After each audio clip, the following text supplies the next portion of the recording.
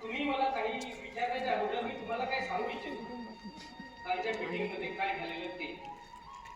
ठीक आहे, आपल्या सर्वांना माहिती आहे आपल्याला 9 महिने झाले, आपली ऍक्टिव्हिटी अजून झाली नाही. आपण ऍक्टिव्हिटीची वाट पाहत आहोत पण आपली ऍक्टिव्हिटी झाली नाही आणि ते ऍक्टिव्हिटी करण्यासाठी 9 महिने होऊन गेले तरी मॅनेजमेंट ऍक्टिव्हिटी केले नाही. 9 महिन्यात गाईला कचरा होऊन जाते पण या मॅनेजमेंटचे अजूनपर्यंत डेब्रिज दिसून येत नाही. आता पर्यंत सर्वांनी आपल्या ऍक्टिव्हिटीची वाट पाहिली. दिवाळी जवळ आली, मुलांची फीस भरण्याची वेळ, आता लोकांच्या दिल सुटत चाललाय तर आपल्याला काहीतरी लवकरच करायला पाहिजे.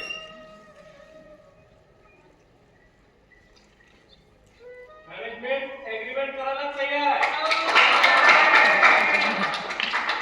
पण त्यांची अट आहे आणि समजून घ्या. ओव्हर टाइम बंद करण्याची व काही वर्करांना कमी करण्याची. आणि ते ऍग्रीमेंट करून आले की आमच्या जीवाशी खेळून आले. दरवर्षी एकूण वर्कर कमी करते आणि ठेकेदारी भरते, एका कमी आहे का? चंपक तुझ्या बरोबर आहे रे. मॅनेजमेंट कधीच वर्करच्या बऱ्याचा विचार करत नाही.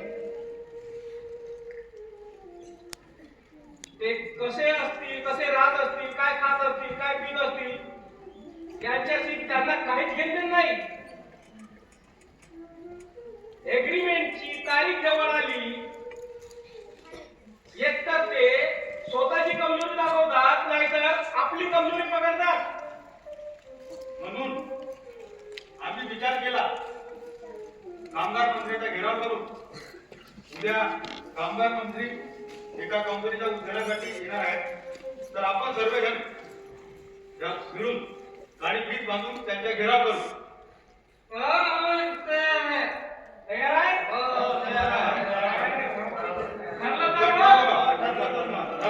चला मग उद्या मंदिराला घेराव केला आपण. एग्रीमेंट झाल्याशिवाय आपण चला